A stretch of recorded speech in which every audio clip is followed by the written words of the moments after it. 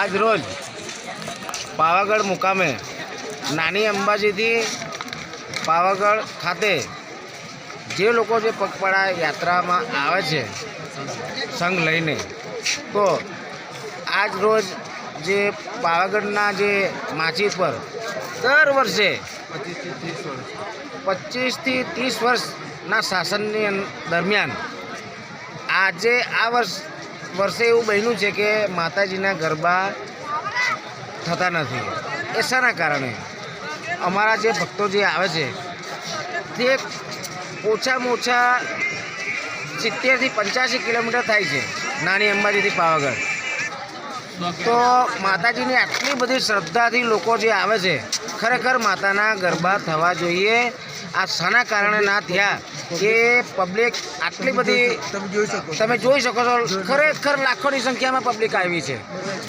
ઓછામાં ઓછા છોટાઉદેપુર જિલ્લાના 6 તાલુકામાંથી ઓછામાં ઓછી મારા ધાયરા મુજબ 1 લાખથી વધારે પબ્લિક અહીંયા માતાના ધામમાં આવી છે.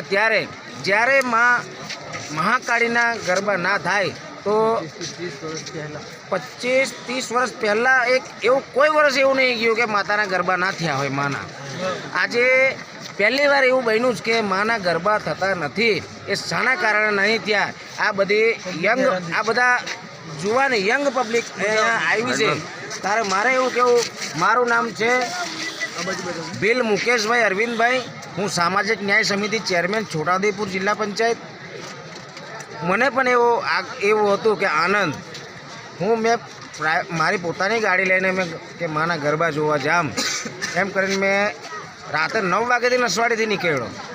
માના ગરબા જોરદાર ચાલતા હશે તો જાઉં અને ચાચર ચોકમાં જઈને થોડા ગરબા રમીએ.